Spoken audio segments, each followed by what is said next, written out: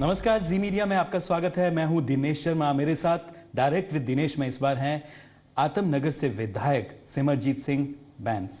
बैंस साहब, आपका स्वागत है जी मीडिया में। बहुत धन्यवाद जी ਤੁਹਾਡਾ ਤੇ ਸਾਰੇ ਦਰਸ਼ਕਾਂ ਦਾ, ਦੇਖਣ ਵਾਲੇ ਸਤਿਕਾਰਯੋਗ ਦਰਸ਼ਕਾਂ ਨੂੰ प्यार भरी सत श्री अकाल। आपको बैंस ब्रदर्स के नाम से लुधियाना में पॉपुलर है। हमने आप दोनों भाइयों को बुलाया था, लेकिन आप अकेले आए। अपने भाई को छोड़ दिया आपने? लोगों का प्यार है तो जो लुधियाना के प्रोग्राम है ना, अगर दोनों छोड़ के आ जाएंगे तो ठीक नहीं होता। तो इसलिए माफ़ी मांगता हूँ आपसे, आपकी सारी टीम से और दर्शकों से भी जी कि मेरे को आज अकेले आना पड़ा। बहुत से फंक्शन थे तो बड़े भाई साहब ने वो अटेंड करने की जिम्मेवारी ले ली। बड़े भाई साहब को आपने छोड़ दिया जी, फंक्शन से अटेंड करने के लिए? जी। लुधियाना में ये कहा जाता है कि आपकी जो आप दोनों भाइयों के जो कॉन्स्टिट्यूंसीज हैं, क्षेत्र हैं, वहाँ पर आपकी तूती बोलती है। क्या कारण है? सर, भाइयों की तूती नहीं, बैंस ब्रदर की तूती नहीं बोलती, ये एक सोच की तूती बोलती है। क्या सोच है आपकी? सोच की तूती बोलती है। अगर वो सोच मैं छोड़ जाऊंगा, बड़े भाई साहब छोड़ जाएंगे, टीम इंसाफ के वॉलंटियर मेंबर वो सोच छोड़ जाएंगे, तो लोग जैसे ट्रेडिशन पॉलिटिक्स का आज पॉलिटिशियंस का हाल करें वो हमारा भी होगा जी। तो ये भगवान की कृपा, लोगों की बेस्ट विशेस जी लोगों की दुआओं के जरिए से जी जो नुमाइंदगी की चादर दी, जो सफ़ेद है वो जी उस पे ऊपर कभी करप्शन का दाग नहीं लगने दिया। जी। आपने सोच की बात की, क्या सोच है आप दोनों भाइयों की? बैंस ब्रदर्स जो फेमस हैं, वहाँ पे पॉपुलर हैं, लोग कहते हैं। तो ये पॉलिटिक्स हमारे लिए एक पैशन है, प्रोफेशन नहीं है जी आज तो इस बात की त्रासदी है कि लोग पॉलिटिक्स में आते हैं उसका धंधा करने के लिए, जी पॉलिटिक्स को व्यापार बनाने के लिए। तो ये पैशन जरूर है, पैशनरी हूँ। किसकी तरफ इशारा कर रहे हैं आपकी धंधा बनाने के? ट्रेडिशनल पॉलिटिक्स की तरफ, चाहे वो अकाली हैं, चाहे वो कांग्रेसी हैं, चाहे वो बीजेपी वाले हैं। जो पॉलिटिक्स को मैं 100% नहीं बोल रहा, उनमें भी बहुत से ऑनेस्ट हैं, लेकिन मेजॉरिटी ऑफ देम जी धंधा करने वाले हैं। पॉलिटिक्स में आते इसलिए कि भी धंधा करें। कि जो ट्रेडिशनल पॉलिटिक्स रही है या जो ट्रेडिशनल पॉलिटिशियंस हैं वो धंधा करते हैं, बिजनेस करते हैं। मैं तो पहले ही बात बोल के कि ट्रेडिशनल पॉलिटिक्स में मोस्टली पॉलिटिशियन आपको धंधा करने वाले मिलेंगे, जुनूनी पैशनरी कम मिलेंगे। तो ये ऊपर वाले की कृपा है कि पैशनरी जरूर हूँ, जुनून जरूर है लोगों को ऑनेस्टी के साथ सर्व करने का, जुनून जरूर है करप्शन के खिलाफ संघर्ष करने का। जी। पॉलिटिक्स को कभी प्रोफेशन में, धंधे में तब्दील नहीं होने दिया। दोनों भाई जो है, ये कहा जाता है कि अगर लोगों के जो काम है, आम जनता के जो काम है, आपके फ़ोन भर करने से काम जो है वहाँ पर अधिकारी जो है कर देते हैं। अधिकारी जिस परिवार में बाप बेईमान होता है ना, तो उसमें कभी बेटे जो ईमानदार नहीं हुआ करते। तो मेरे पास क्या है, अगर लोगों के काम भिन्न पैसे के होते हैं, किसी ऑफिसर को, किसी सरकारी मुलाजिम को कोई फ़ोन करता हूँ, या मेरे जो पर्सनल रखे हुए एम्प्लॉयज़ हैं वो काम लोगों का लेके जाते हैं, तो वो पैसे नहीं मांगते जी। तो उसके पीछे रीज़न एक ही है कि टीम इंसाफ के पास ऑनेस्टी है जी। खाली एजेंडे पे नहीं, खाली बोलने के लिए नहीं, खाली स्पीच देने के लिए नहीं, इंटरव्यू के टाइम या अखबारों में बयान देने के लिए नहीं, असल में ऑनेस्टी के साथ काम किया। तो जो बेईमान करप्ट अफसर है ना जी, सरकारी मुलाजिम है, तो वो बोलता है कि इसके अगर 10% काम आते हैं ना, 15% काम आते हैं, 20% काम आते हैं, तो मैं अपनी दुकानदारी खुराब क्यों करूं? जो मेरा 80%, 70%, 85% पैसे लेके काम मैं लोगों के कर रहा हूं, जी। तो मेरी दुकानदारी ये लोग बंद कराएंगे, इनकलाब जिंदाबाद के नारे लगाएंगे आके। जी। तो मेरे पास कुछ नहीं है, ये लोगों की दी हुई शक्ति है, ये लोगों का संघर्ष है करप्शन के खिलाफ। जी। तो आप कह रहे हैं कि जो 80% काम अधिकारी करते हैं वो करप्शन, उसमें करप्शन इन्वॉल्व है, भ्रष्टाचार इन्वॉल्व है। बिल्कुल ट्रुथ है। मैंने तो 80% बोल दिया, इससे भी ज़्यादा है। किसी सरकारी महकमे में, जी, किसी सरकारी महकमे में आप किसी गांव में जाके, शहर के किसी कॉलोनी मोहल्ले में जाके लोगों के साथ इंटरव्यू करो ना कि आपका काम भाई किसी सरकारी अफसर किसी सरकारी दफ्तर में बिन पैसे के हुआ पंजाब में, जी, तो 99% लोग आपको बोलेंगे, चाहे वो अकाली दल से रिलेटेड लोग हों, जिन्होंने अकाली दल को शुरू से वोट डाला, वो भी आपको बोलेंगे कि नहीं जी, बिन रिश्वत के पंजाब में कोई काम नहीं। जी, चाहे वो पटवारी है, चाहे वो पुलिस है, चाहे वो तहसील है, चाहे वो डीसी का दफ्तर है, बिन पैसे के कहीं काम नहीं है। जी। आपने बादल परिवार पर आरोप लगाया, कोई तथ्य है? लोगों ने उनको चुन के भेजा। सर आप आरोप मत बोलो। दूसरी बार 2012 में जनता ने उनको वर्डिक्ट दिया, दोबारा चुना, तो इस तरह का आरोप लगाना बादल परिवार, जिनको की जनता, दिनेश जी, जनता, लोग आप आरोप मत बोलो जी, आरोप मत बोलो। मेरे पास जो जितने मैंने इनके स्कैम पकड़े हैं ना जी, उन स्कैम पकड़ने के बाद एजिटेशन किया, मेरे को जेल जाना पड़ा, चौकी थाने की हवालात में रातें गुजारनी पड़ी, कोई फर्क नहीं, लेकिन इसको आरोप मत बोलो आप। मेरे पास एक एक बात का, एक एक स्कैम का डॉक्यूमेंट्री एविडेंसेस है, तथ्य है। तो मैंने तो विधानसभा में बोला कि अगर आपको मेरी बातें झूठ लग रही है ना, आरोप लग रहे हैं, इल्जाम लग रहे हैं, एलिगेशंस लग रहे हैं, तो आप मेरे ऊपर डेफामेशन करो, आप मेरे ऊपर पुलिस का FIR कर दो। अगर मैं कोर्ट में आपके खिलाफ डॉक्यूमेंट्री एविडेंस सबूत ना पेश कर सकूं तो मैं सजा का हकदार हूं जी, तो ये आरोप नहीं है। ये बादल परिवार ने 9 साल के अरसे में जी, पंजाब में कैसे माफिया बना के पंजाब को लूटा, पंजाब के खजाने को लूटा, कैसे रेवेन्यू की बादल फैमिली ने धज्जियां उड़ाई हैं, उसके मेरे पास डॉक्यूमेंट्री एविडेंसेस हैं, कोई आरोप नहीं है। क्या तथ्य आपके पास है, क्या एविडेंस आपके पास है? मेरे पास एक एक चीज का डॉक्यूमेंट्री एविडेंसेस है, चाहे वो रेता सैंड क्रशर माफिया का, जी, पंजाब के एक एक डिस्ट्रिक्ट का, जी, पंजाब के एक एक सब डिवीजन का। जी, तो मैंने प्रेस को और मीडिया को ये बात बोली थी कि रोज का 90 से 95 करोड़ रुपए का रेत और बजरी में, क्रशर में, डेली का। जी, मैंने इनके महकमे से जानकारी प्राप्त की, अपनी तरफ से कोई इल्जाम नहीं लगाए, जी, अपनी तरफ से मैंने कोई दूषणबाजी नहीं कि पॉलिटिकल स्टंट, पॉलिटिकल दूषणबाजी एक दूसरे के ऊपर, वो नहीं। जो मेरे पास पुख्ता सबूत हैं उनके आधार पे। जी, आपने सत्याग्रह भी किया सैंड माफिया के खिलाफ, आपको जेल भी जाना पड़ा, क्या आपको सफलता मिली उसमें? बहुत बड़ी सफलता, मेरे को सुकून है इस बात का। जब मैंने सत्याग्रह की शुरुआत की तो चंडीगढ़ में प्रेस कॉन्फ्रेंस की, बहुत से रिपोर्टर्स ने मेरे को ये सवाल किया कि आप सत्याग्रह का रास्ता चुन रहे हो, आप इनकी माइनिंग पॉलिसी का विरोध करोगे, जाके रेत भर के ट्रालियों में गरीबों को दोगे, इनकी पॉलिसी जो ठगी का कारण बनी है उसका विरोध करोगे, तो आपके ऊपर ये FIR करके जेल डालेंगे। जी, तो मैंने उस दिन भी प्रेस को, मीडिया को, मैंने उस दिन भी ये बात कही थी कि अगर शहीद आजम सरदार भगत सिंह, राजगुरु सुखदेव, शहीद करतार सिंह सराभा जेलों से डरते ना, तो हमारा तो गौरवमय इतिहास है पंजाबियों का। था जी, अगर हिंदुस्तान की आज़ादी की बात आती है तो सबसे ऊपर नाम पंजाबियों का आता है, चाहे वो काले पानी की सजा है, चाहे वो उम्र कैद की सजा है, चाहे वो फांसी की सजा है। जी, तो हमारा विरसा तो वही है ना। तो आज हम बादलों से डर जाएं, आज हम बादलों की पुलिस से डर जाएं, मुकदमे हुए, जेल जाना पड़ा, लेकिन आज इस बात की मेरे को तसल्ली है। जब एजिटेशन स्टार्ट किया ना तो पंजाब में रेत का ट्रक टिप्पर जिसको बोलते हैं वो था 35 से 40 हज़ार रुपए का, तो आज पंजाब में रेत का टिप्पर है 8 से 10 हज़ार रुपए का।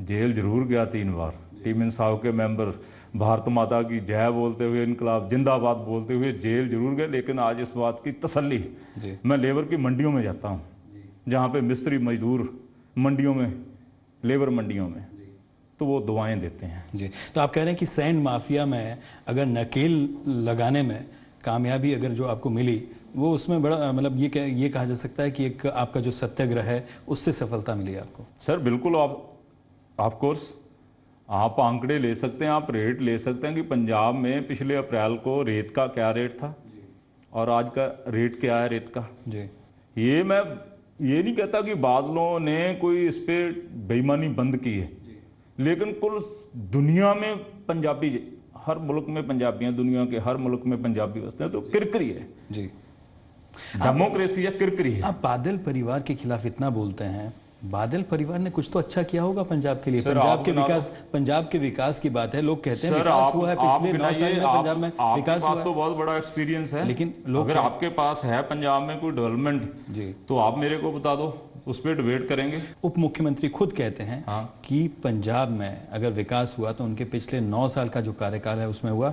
सड़कों की बात की जाए, सड़कों का जाल बिछाया गया पूरे पंजाब भर में। सर, अगर मैं आपको पंजाब के गांव में लेके चलूँ ना जी, मानचेस्टर ऑफ हिंदुस्तान लुधियाना, तो अगर म्यूनिसिपल कॉरपोरेशन की पेरीफेरी पे लेके जाऊँ आपको जी, तो आप देख सकते हैं कि वहाँ सिविक अमेनिटीज़ किस हालात में हैं। मैं साहब, ये तो विपक्ष उनको बदनाम करता है। वो भी कहते हैं कि अगर विपक्ष, सर आप तो विपक्ष में नहीं हो, विपक्ष को विकास नहीं देखते। आप तो विपक्ष में नहीं हो, आप तो अपोजिशन में नहीं हो, आप तो फेयर करते हो ना जी। मीडिया का काम सच दिखाना है। सर आप चलो मेरे साथ चलो, मैं आपको पंजाब की डेवलपमेंट की असल तस्वीर दिखा के लाता हूँ। तो सड़कें नहीं बनी क्या? सड़कों सर जो नेशनल हाईवे ने सड़कें बना दी तो वो क्या बादल के नाम पे लिखते हैं? लेकिन प्रपोजल्स और प्रोजेक्ट्स ये तो राज्य सरकार ही देती है। अफसोस की बात है, नेशनल हाईवे को अगर आप पंजाब गवर्नमेंट की प्राप्ति बोलो तो मैं इसको पंजाब सरकार का फेलियर बोलूँगा। चंडीगढ़ रोड जो पंजाब की है वो बादल साहब लिख रहे हैं कि इसको आप अंडरटेक कर लो, इसको भी ले जाओ, ये हम आपको हैंड ओवर कर रहे हैं जी। तो मेरे को आप फेयर करने वाला चैनल आपका, आप चलो पंजाब का असल डेवलपमेंट का आपको फेस दिखाऊं कि डेवलपमेंट कहाँ इन लोगों ने की है। गांव में सड़कें नहीं बनी क्या? गांव की आप, मैंने तो मानचेस्टर लुधियाना की बात बोल दी। आप मेरे साथ पंजाब के किसी गांव में चलो तो जो लिंक रोड्स हैं उनका क्या हाल है। लुधियाना को जिसको कि मैनचेस्टर कहा जाता था, आपने मेट्रो की बात की, क्या मेट्रो का जो प्रपोजल था, मेट्रो का प्रपोजल कौन लेकर आया? मौजूदा सरकार। Sir Ludhiana Manchester of Hindustan जी जी, 18,777 इंडस्ट्री पंजाब से शिफ्ट कर गई 18,770 जी। ये बढ़ावा दे रहे हैं पंजाब को। लुधियाना में, लुधियाना के साथ मंडी गोविंदगढ़, आप जाके देखो कितनी स्टील प्लांट्स बंद पड़े हैं। लुधियाना की टाइनी इंडस्ट्री बंद हो रही है, फीडर इंडस्ट्री बोलते हैं, बंद हो रही है।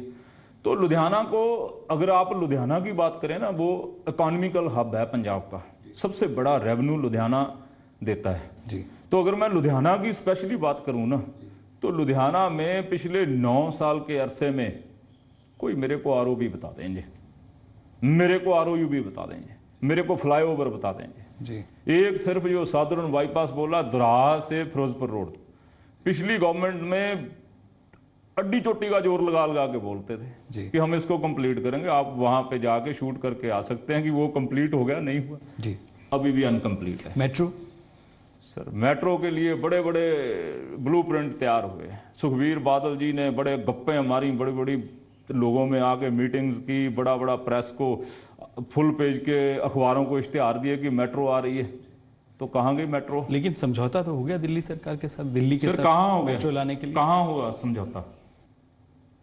कहाँ समझौता हुआ? अब तो सुखबीर बादल खुद बोल के गए कि वहाँ वायबिलिटी नहीं है।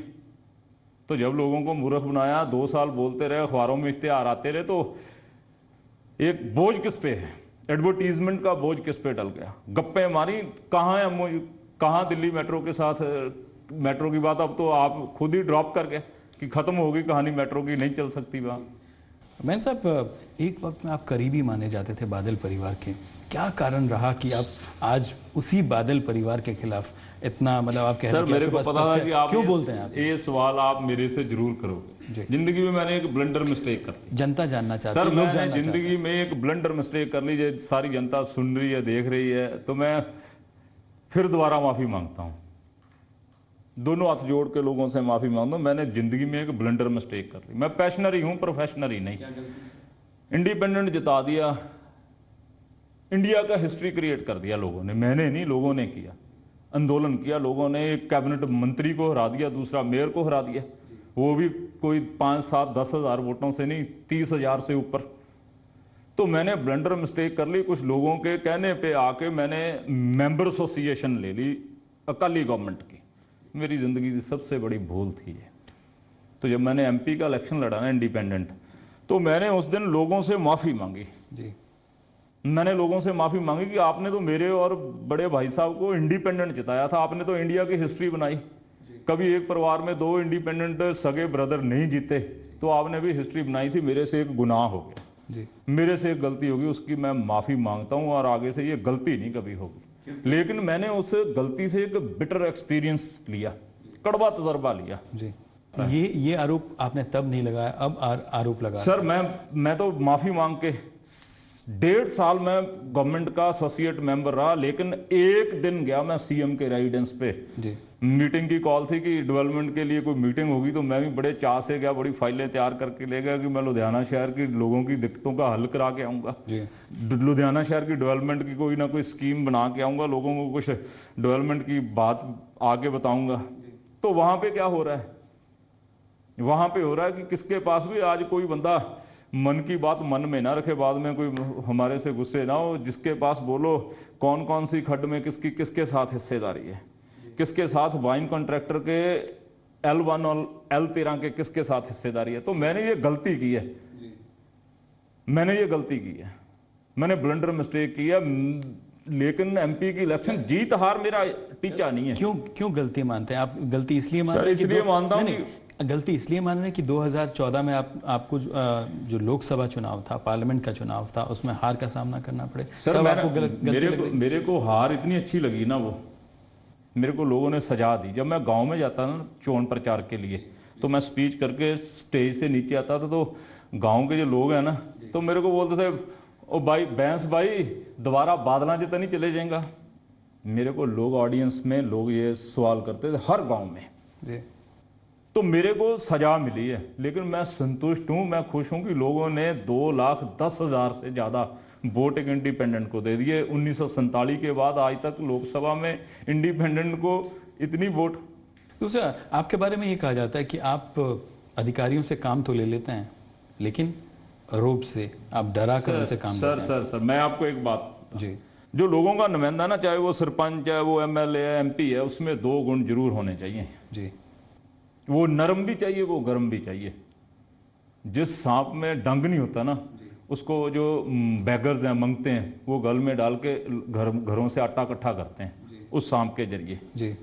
नुमाइंदे में 2 गुण जरूर होने चाहिए, वो नरम भी और गर्म भी।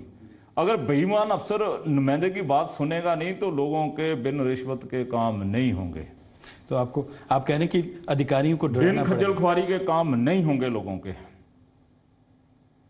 लोगों का प्रतिनिधि, डेमोक्रेसी में लोगों का प्रतिनिधि वोट के द्वारा लोगों के लिए चुना गया, लोगों ने चुना, लोगों के लिए चुना, लोगों की आवाज बन के बोलना, उनके काम कराना, ब्यूरोक्रेसी से ईमानदारी के साथ। मेरा किसी से कोई झगड़ा थोड़ी है, मेरा कोई जमीन जायदाद का किसी अफसर के साथ झगड़ा नहीं, झगड़ा जी। लोगों के काम। आप पर दबंगई के आरोप लगते हैं कि आप दबंगई। सर आप इसको दबंगई बोल लो। आप कभी लुधियाना जाके, पंजाब में जाके, मेरे सराउंडिंग एरिया में जाके देखो, मैं बोलता हूँ कि मैं लकी हूँ जी।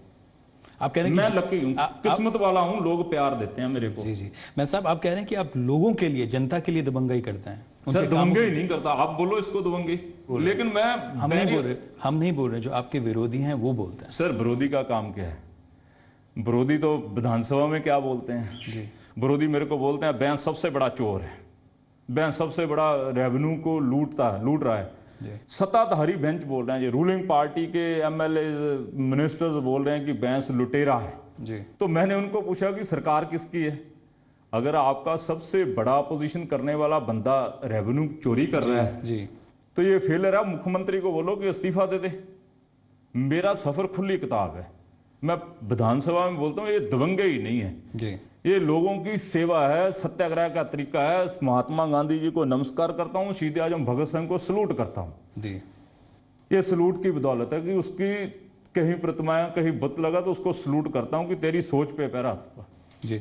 आपने टीम इंसाफ बनाई, क्यों नाम दिया आपने टीम इंसाफ? तो इससे तो अंडरस्टूड है, नाम से अंडरस्टूड है टीम इंसाफ। इंसाफ नहीं मिलता इंसाफ करने वाली टीम, इंसाफ लोगों को लेके देने वाली टीम, लोगों के साथ इंसाफ के लिए जिहाद करने वाली टीम, लोगों के साथ करप्शन के खिलाफ लड़ाई लड़ने वाली टीम पंजाब इंसाफ के लिए। पंजाब सरकार इंसाफ नहीं देती क्या? सर क्या इंसाफ देती है? सत्याग्रह करने गए 307 का मुकदमा दे दिया। अकाली दल का सरपंच है गांव में, जो उसके साथ नहीं चलता उसके ऊपर 452 का मुकदमा है।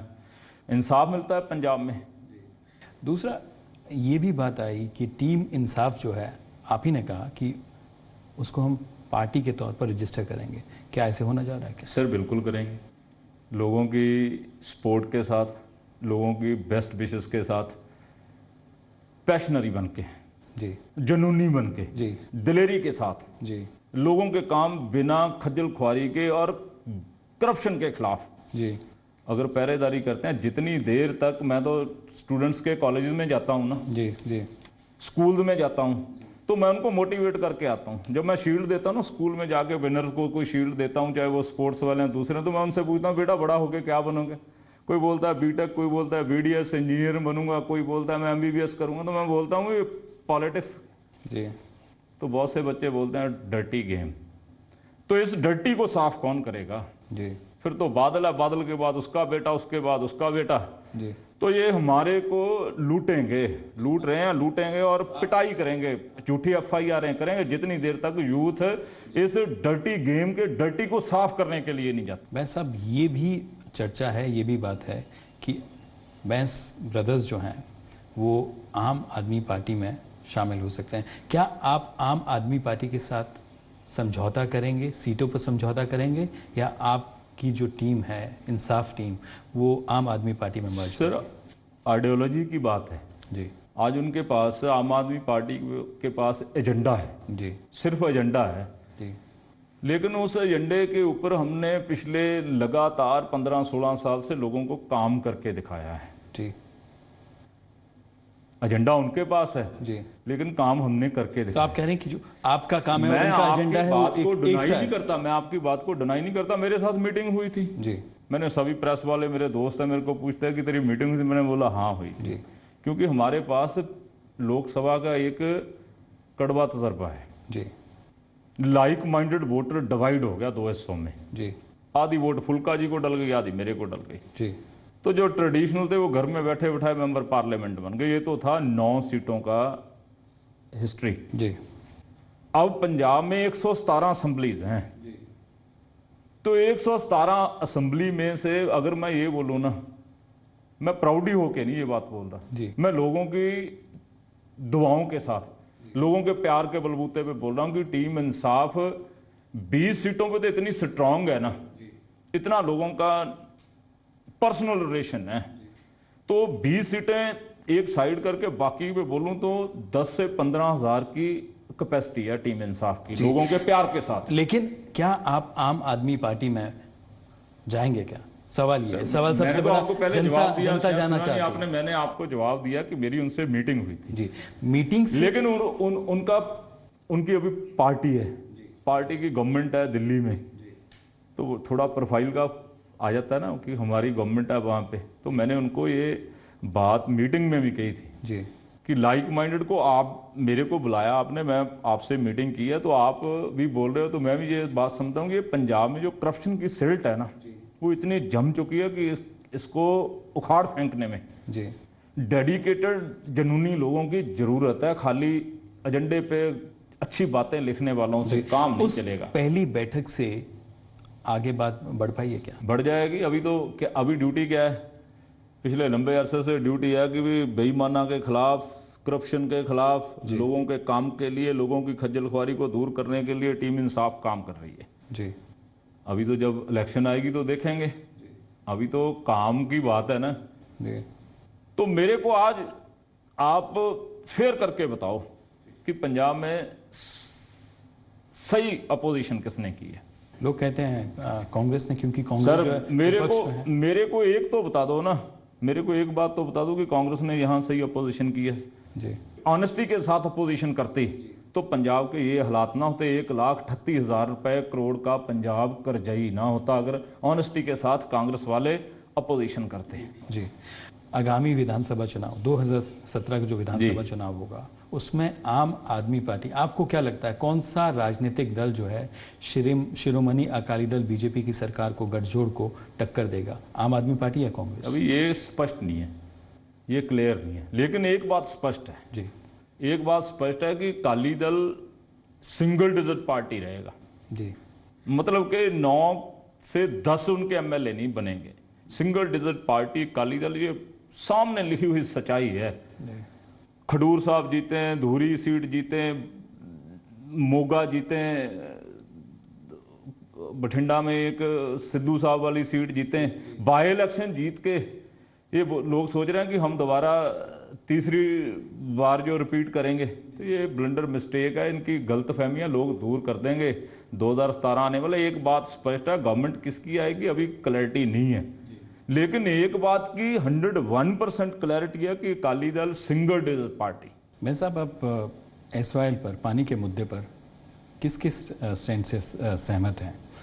कांग्रेस, आम आदमी पार्टी या शिरोमणि अकाली दल बीजेपी? सर, जो SYL मुद्दा है ना जी, वो पंजाब विधानसभा में अब आया, जी तो उसके लिए ऑल पार्टी MLA गवर्नर जी से मिलने गए। जी तो मैंने अपना मेमोरेंडम टीम इंसाफ का अलग से गवर्नर जी को दिया राष्ट्रपति जी के नाम पे। जी तो उसमें असल बात क्या है, ये लोग सिर्फ और सिर्फ इस मसले को, चाहे वो कांग्रेस है चाहे वो अकाली दल बीजेपी है, इस मसले को सुलगता रखना चाहते हैं। जी जो कि पिछले लंबे समय से सुलगता आ रहा है, तो इसको आगे फ्यूचर में भी वो सुलगता रखना चाहते हैं कि जब वोट का टाइम आएगा जी तो हम लोगों को हिप्नोटाइज करेंगे इस मुद्दे को लेके। तो उसमें कानूनन बात क्या है, जी किसी ने पकड़ने का जतन किया। पुनर्गठन एक्ट 1966 जी 66, तो उसकी जो दफा 78 है, जो कैप्टन अमरिंदर सिंह ने 2004 में एग्रीमेंट रद्द करने के लिए मता पास करके विधानसभा में पास कर दिया, तो राष्ट्रपति जी ने उसके ऊपर सुप्रीम कोर्ट से राय मांग ली, जी प्रेसिडेंशियल रेफरेंस। तो उन्होंने राय क्या मांगी? उन्होंने राय मांगी कि जो ये कैप्टन अमरिंदर सिंह ने रेजोल्यूशन पास किया कि क्या वो 1966 पुनर्गठन एक्ट का कोई खिलाफत तो नहीं है? जी क्या जो 1956 का एक्ट है, inter state river water dispute act, उसका कोई उल्लंघन तो नहीं है? बोलता हूं कि हम हार जाएंगे। जी राष्ट्रपति जी ने जैसा प्रेसिडेंशियल रेफरेंस सुप्रीम कोर्ट को भेजा है, जी तो वो तो हम मानते हैं कि उनकी खिलाफत है। जी मांगने की जरूरत राष्ट्रपति जी को, जो मैंने अपनी तरफ से मेमोरेंडम भेजा है ना गवर्नर जी की तरफ से, जी तो उसमें जो 1966 का पुनर्गठन एक्ट की दफा 78 है, जी और जो inter state river water act dispute water act की 1956 की दफा 14 है, वो भारतीय संविधान की 262 का उल्लंघन है। जी तो अगर गैर संवैधानिक 2 एक्ट हैं, जिनके एक्टों की आड़ में पंजाब का पानी दूसरे स्टेटों को देने की बात की जा रही है, रावी और ब्यास पंजाब के नरोल, तो वो है कि अंतर्राज्यीय जो रिवर्स हैं ना, उनके पानी के बंटवारे के लिए। लेकिन रावी और ब्यास वो तो पंजाब के रिवर हैं, जी पंजाब में पैदा होते हैं, पंजाब में बहते बहते बहते पाकिस्तान में जा रहे हैं, तो वो इंटर स्टेट कैसे हो गया? जी तो जो 1966 की दफा 78 एंड 1956 की दफा 14 वो गैर संवैधानिक है। मैंने गवर्नर जी से कहा कि ये राष्ट्रपति जी को हमारी तरफ से बेनती कर दो, ये पॉलिटिकल पार्टियां वाले नहीं करेंगे, उस तरफ को नहीं जाएंगे, ये इस इशू को सुलगता रखना चाहते हैं। आपको लगता है कि जब चुनाव आते हैं तब इस पर सियासत, सिर्फ सियासत सिर्फ और सिर्फ सियासी रोटियां सेकने के लिए, सिर्फ और सिर्फ वोटों की राजनीति करते हैं? किसी को पंजाब की बंजर हो रही जमीन के साथ सरोकार नहीं है, पंजाब के किसान के साथ सरोकार नहीं है। जी। दूसरा ड्रग्स का इशू, ड्रग्स पे हमने बात की। ड्रग्स का इशू जो है, कांग्रेस कहती है कि अगर उनकी सरकार आई तो 4 हफ्ते में नशे को पंजाब से ख़त्म कर देंगे। आम आदमी पार्टी कहती है कि 4 हफ्ते में ये काम हो जाएगा।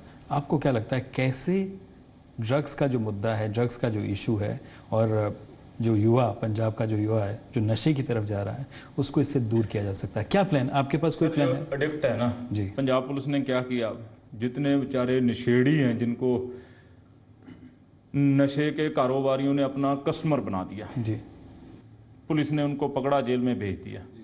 लेकिन जो नशे का व्यापारी है उसको क्यों नहीं? जो नशे बेच रहा है, जी जो स्मगल कर रहा है, जो यहाँ पंजाब में नशे केमिकल से बना रहा है, उसको क्यों नहीं?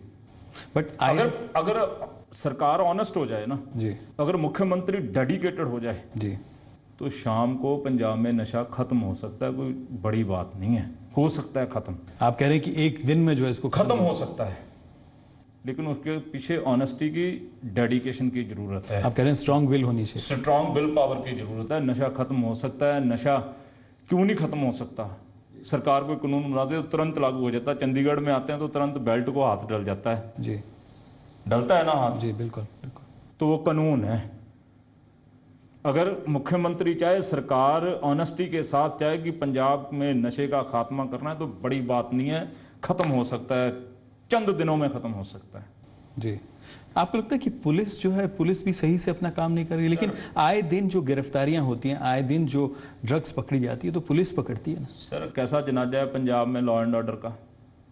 अभी तो गुरदासपुर वाला कांड सभी के सामने है। एसपी ने क्या किया, अब उसको दबाने के लिए क्या कुछ हो रहा है। पंजाब में लॉ एंड ऑर्डर, अगर नशे की तस्करी है ना, तो तस्करी साथ पंजाब में प्रोडक्शन भी है नशे की।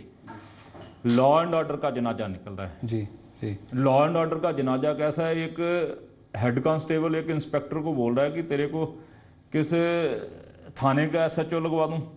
एक इंस्पेक्टर एक आईपीएस को बोल रहा है कि बोल तू किस जिले का एसएसपी लगना चाहता है। जी तो ये लोग लॉ एंड ऑर्डर मेंटेन करेंगे?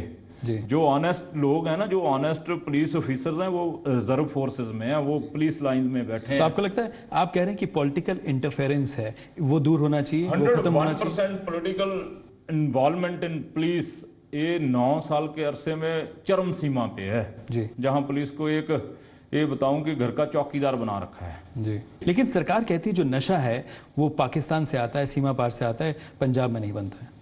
दोनों बातें हैं। पंजाब में बनता है। ड्रग स्मगलिंग के केस में जो लोग अंदर बैठे हैं वो क्या बोल रहे हैं जी कि नशा कहाँ से बना, केमिकल कहाँ से आया, जी तो उस केमिकल से नशा ये चिट्टा कहाँ से बना। मैं ये भी बात मानता हूँ कि पाकिस्तान से भी आ रहा है, जी बॉर्डर से भी आ रहा है। जी खाली बीएसएफ को उसके लिए जिम्मेवार ठहराना, आपकी पुलिस क्या कर रही है? आपकी पुलिस खाली वीआईपी ड्यूटी के लिए, जी आपकी पुलिस खाली सड़कों पे डंडा लेके आपकी वीआईपी नेस बढ़ाने के लिए। जी मैं साहब, मैंने पहले भी आपसे ये सवाल किया था। बादल परिवार के आप करीबी माने जाते, अगर आम आदमी पार्टी से समझौता नहीं होता और अकाली दल की तरफ से एक बार फिर आपको मनाने की कोशिश होती है। सर जिंदगी में मैंने तो पहले बोल दिया कि जिंदगी में एक ब्लंडर मिस्टेक की थी। मैं पैशनरी हूँ, प्रोफेशनरी नहीं। राजनीति छोड़ सकता हूँ, जी छोड़ सकता हूँ राजनीति में, पैशनरी हूँ, कोई प्रोफेशनरी नहीं हूँ। ये मेरा शौक और जुनून है, मैं छोड़ सकता हूँ। लेकिन अकाली दल के साथ आप अगर बोलो तो कभी सपने में भी नहीं। जी जैसा मैंने दलदल देखा है, अपनी आंखों से देखा, कानों से सुना है, तो जी इस दलदल में ज़्यादा ये मनभेद क्यों हुआ आपका? पंजाबी ਦੀ एक कहावत है, मैं पंजाबी च कह सकदा जी जी की कहावत, ਅੱਖੀ ਦੇਖ ਕੇ ਮੱਖੀ ਨਹੀਂ ਨਿਕਲੀ ਜਾਂਦੀ। ਜਦੋਂ ਜੇ ਮੈਂ ਹੁੰਦਾ ਬੇਈਮਾਨ, जी ਜੇ ਮੈਂ ਹੁੰਦਾ ਕਰਪਟ, ਮੈਂ ਹੁੰਦਾ ਇਹਨਾਂ ਦੇ ਕਾਰੋਬਾਰਾਂ ਦੇ ਵਿੱਚ ਹਿੱਸੇਦਾਰੀ ਕਰਨ ਵਾਲਾ, जी ਮੈਂ ਕਦੇ ਇਹਨਾਂ ਦਾ ਵਿਰੋਧ ਨਾ ਕਰਦਾ। ਮੈਂ ਕਦੇ ਰੂਲਿੰਗ ਪਾਰਟੀ ਨੂੰ ਛੱਡ ਕੇ ਨਾ ਆਉਂਦਾ, ਸਰਕਾਰ ਨੂੰ ਛੱਡ ਕੇ ਨਾ ਆਉਂਦਾ। ਜੇ मैं ਇਹਨਾਂ ਦੇ ਬੇਈਮਾਨਾ ਮਾਫੀਆ ਦਾ ਮੈਂਬਰ ਬਣਨਾ ਹੁੰਦਾ। जी जब लोकसभा के इलेक्शन से तकरीबन 3-4 महीने पहले जो ऑफर आई है ना, जो ऑफर आई, ये अकाली दल वाले भी जानते हैं, जी कैबिनेट वजीरी की ऑफर और चेयरमैनिया की ऑफर, तो मैंने सुखबीर बादल के सामने होटल लुधियाना का 5 स्टार इनोग्रेशन करना है, तो मैंने उनको ठुकरा के आया जी कि मेरे को तेरी कैबिनेट वजीरी की जरूरत नहीं है, तू मेरे को जानता है पर्सनली। जी मैंने पार्टी की सेवा किया, किसी इंडिविजुअल बंदे की सेवा नहीं की। अकाली दल का मेरा पुराना इतिहास है, मेरे दादे परदादे का इतिहास है। अकाली दल तो बहुत पवित्र नाम था, इन बेईमानों ने अपवित्र किया उसको। जी तो मैं बोल के आया उसको कि मेरे को तेरी कैबिनेट वजीरी की जरूरत नहीं है, मैंने इलेक्शन एमपी का लड़ना है सिर्फ और सिर्फ तुझे छोड़ने के लिए। जी तेरे को छोड़ना, मैंने अकाली दल को छोड़ना, तेरे को छोड़ना, मेरे को तेरी चेयरमैनी की और कैबिनेट वजीरी की जरूरत नहीं है। एमपी की इलेक्शन लड़ूंगा, मेरे को पता बहुत बड़ा काम है। जी, बहुत गुस्सा है आपके सर, आपके गुस्सा अंदर नहीं, आप बादल इसको- परिवार के खिलाफ। आप इसको गुस्सा बोलें या मैं इसको जुनून बोल देता हूँ। आप गुस्सा बोलते, मैं जुनून बोल देता हूँ। कितनी बार जेल गया, जेल में गया तो पंखे बंद कर दिए, वायरिंग बोलते हैं शॉर्ट हो गई भी। जी इसी महीने में जेल में था, जी इसी गर्मी में जेल में था। गुरु ग्रंथ साहब कांड हुआ पंजाब में, बेअदबी हुई, बरगाड़ी कांड हुआ। तो बरगाड़ी कांड में संत समाज ने, धार्मिक लोगों ने, पंजाब के लोगों ने सड़कों पे जाम लगाए, जी हफ्ता 8 दिन 9 दिन। तो मैंने सभी संत महापुरुषों से अपील की कि आम लोगों को क्यों परेशान करें, जी कितनी देर। जिस बंदे ने, जिस फैमिली ने सारा माड़ा काम किया, तो उसके घर के आगे क्यों नहीं जी लोगों को लेके चलो सीएम के रेजिडेंस के आगे, जहाँ बादल गांव में इनकी कोठी के। जी तो मैं अपने साथियों के साथ बादल सीएम रेजिडेंस घेरने में सफल हुआ। जी मैंने मैसेज दिया जी कि हम गुरु ग्रंथ साहब की बेअदबी किसी कीमत पे बर्दाश्त नहीं कर सकते, जी लेकिन हम लोगों को तंग नहीं करेंगे, राहगीरों को तंग नहीं करेंगे। हम तेरे घर के आगे बैठ के तेरे से नैतिकता के आधार पे इस्तीफा मांगेंगे। उस मैसेज के लिए आपको जेल जाना पड़ा? मैं यहाँ से, मेरे को पुलिस ने अरेस्ट किया, एसडीएम ने शाम को मेरे को बोला कि 7:52 में आपको बरी किया जाता है। जी तो रात को 11 साढ़े 11 बजे मेरे को थाना 39 चंडीगढ़ में से रिलीज कर दिया साथियों से। जी तो मैं घर चला गया। सुबह घर के, जहाँ मेरा घर है उस कॉलोनी में मेरा ख्याल 600-700 पुलिस वाले, जैसे किसी बहुत बड़े टेररिस्ट को पकड़ना होता है, जी ऐसे घेराबंदी करके मेरे को पकड़ने के लिए आए। बड़े भाई साहब तो पहले अंदर थे। जी तो मैंने पुलिस ऑफिसर्स को बोला कि मैं तो भाई आपके कमिश्नर को ये देखो फ़ोन कर रहा हूँ कि बोल मैं किस थाने में जाऊँ। तो उन्होंने मेरे पे एफआईआर दिया, बता मैं किस थाने में जाऊँ। तो मेरे को अरेस्ट करके ले गए। जी तो मैंने बोला सीपी साहब, आप, मैं विधायक हूँ, आप मेरे को बोल नहीं सकते। मैं आपकी बात समझ गया, आपको किसका फ़ोन आ रहा है। जी आपको फ़ोन आ रहा है कि बैंस को अंदर दे दिया, हवालात में नहीं दिया। जी तो मैंने बोला खोलो हवालात का दरवाज़ा, मैं अंदर जाऊँगा। जी बोल दो अपने बॉस को, जी बोल दो पंजाब के डिक्टेटर को कि मैं थाने की हवालात में हूँ। 2 दिन 4 दिन 10 दिन, मेरे को खुशी है कि मैं लोगों के लिए, अपने गुरु के लिए हूँ, जी करप्शन के खिलाफ हूँ। जी देश के लिए जाना, देश के लोगों के लिए, देश में फैली भ्रष्टाचार की गंदगी के लिए जेल और थाने की हवालात मेरे को 100 बार हो जाए तो मैं मानूंगा कि मैं तो खुशकिस्मत हूँ। बैन साहब, सरबत खालसा की आपने बात की, सरबत खालसा बुलाने की फिर एक बार बात हो रही है, क्या बुलाया जाना चाहिए सरबत खालसा, जिस तरह से जो लोग सरबत खालसा बुला रहे हैं? सरबत खालसा लोगों की दिल की भावनाओं का तर्जमानी करने वाला था, सरबत खालसा। जी लेकिन उसको कुछ चंद लीडरों ने पोलिटिसाइज कर दिया, जी तो इसको बदकिस्मती बोलूँगा मैं। लेकिन अभी जो बात हो रही है सरबत खालसा बुलाने की, उसका क्या लगता है आपको कि समर्थन करते हैं आप उसका? सरबत खालसा हो, सरबत खालसा में सरबत के लोगों के फैसले लिए जाएं, जी उसमें राजनीति नहीं। उसमें कुछ चंद राजनीतिक लोग अगर सोचें कि हमारी दुकानदारी बंद हुई है तो उसको दोबारा चालू करें, जी तो वो सरबत खालसा नहीं। जी जो लोगों के दिल की सच्ची तर्जमानी करता वो सरबत खालसा होना चाहिए, जो बिना किसी राजनीतिक मोटिव के हो, बिना किसी राजनीतिक प्राप्ति के हो, जी तो वो सरबत खालसा है। जी ये कहा जाता है, लुधियाना आपने भी कहा मैनचेस्टर ऑफ इंडिया है, जी, और बड़े बड़े इंडस्ट्रीज हैं, बड़ी बड़ी फैक्ट्रीज वहाँ पर हैं, और ये कहा जाता है कि राजनेता जो है वहाँ पर, राजनेताओं को प्रोटेक्शन मनी जाता है, और उनमें से आप भी, आरोप लगता है। सर अगर आप एक भी बंदा कोई बोल देना, मेरे को जो इलेक्शन में लोग चंदा देने आते हैं ना, बहुत बड़े बड़े सेठ आदमी हैं जी ओसवाल वहाँ पे, वर्धमान ग्रुप वहाँ पे, इतने बड़े अरबपति लोग हैं ना वहाँ पे। जी तो मेरे को इलेक्शन में जो चोन फंड देने के लिए आते हैं ना, तो मैं उनकी चोन फंड में से 500 या 1100 रुपये ले लेता हूँ कि ये शगन है, ये हिंदुस्तान का कल्चर है, मेरे को शगन चाहिए, मेरे को चोन फंड नहीं चाहिए। भगवान की कृपा से मैं इंडस्ट्रियलिस्ट हूँ, जी उसकी कृपा से बहुत बहुत बढ़िया काम चल रहा है। जब मेरे को ज़रूरत होगी तो मैं मांग के ले लूँगा। आप ये बात बड़े बड़े ग्रुपों से जाके तस्दीक कर सकते हैं जी कि इलेक्शन कैंपेन में बैंस 500 या 1100 रुपए का शगन लेता है, फंड तो नहीं लेता। जी तो मैं लोगों का चौकीदार हूँ, वॉचमैन हूँ। वॉचमैन एक कॉलोनी में होता है, वो चोरों के बड़े गैंग का मुकाबला नहीं कर सकता जी वो कॉलोनी वाले रखते हैं उसको, तो रात को वो डंडा खड़का के जागते रहो दा पहरा लगा, जागते रहो का वो ऊंची आवाज में पहरा लगाता है।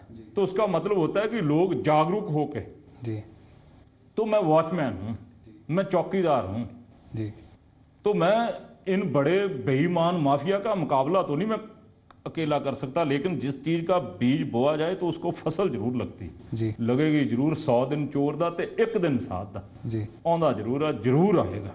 जी बादल परिवार को जो है बहुत नज़दीकी से देखा है।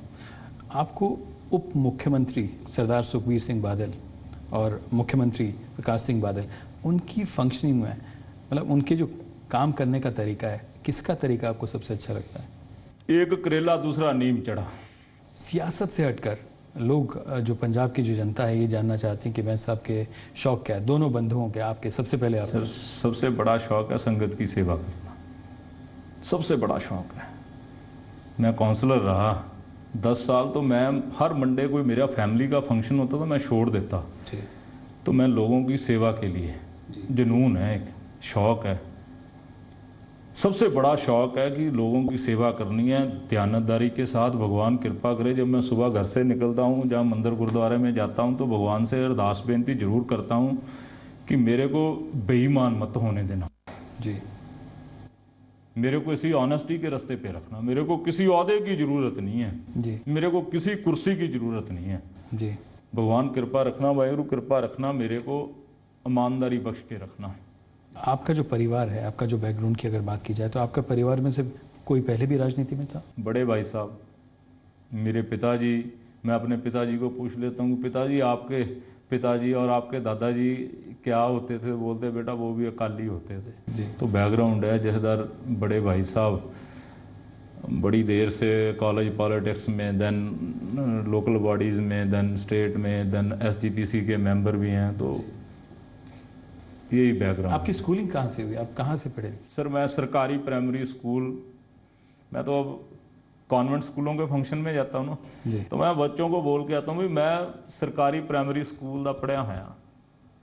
आप टीचर्स के संपर्क में हो अभी? पूरे मैं टीचर्स को बोल के आता हूँ कि जो आपने मेरे को बातें, छोटे बच्चा तो एक कच्ची मिट्टी की न्याय होता है, कच्ची मिट्टी को एक मूर्तिकार चाहे भगत सिंह की मूर्त तैयार कर दे, चाहे किसी शैतान की, जी। तो टीचर एक नेशन बिल्डर, जो एक मूर्तिकार के समान है।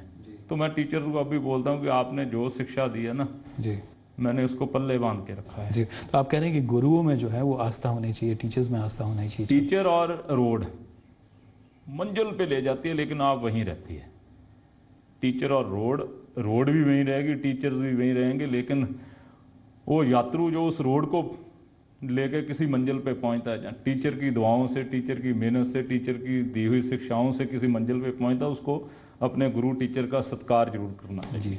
क्या खेलों का शौक है? कोई खेल खेलता है, कोई स्पोर्ट्स? सर मैं डेली 1 घंटा अपने लिए जरूर निकालता हूँ, रनिंग करता हूँ। मेरे जी, शुरू से शौक है। अगर मैं स्वस्थ हूँ तो मैं लोगों को सर्व कर सकता हूँ, अगर मैं खुद स्वस्थ नहीं हूँ तो मैं किसी को सर्व क्या करूँगा, किसी का काम क्या करूँगा। जी। मैं साहब, जी मीडिया से बात करने के लिए बहुत बहुत धन्यवाद and wish you all the best. Thank you very much. सारे सत्कारयोग दर्शकों ਨੂੰ वाहिगुरु जी का खालसा, वाहिगुरु जी की फतेह। तो ये थे हमारे आज के मेहमान सिमरजीत सिंह बैंस। आपको हमारी बातचीत इनसे कैसी लगी, आप हमको ट्वीट कर सकते हैं SDINESH AA पर। आप देखते रहिए जी मीडिया। नमस्कार।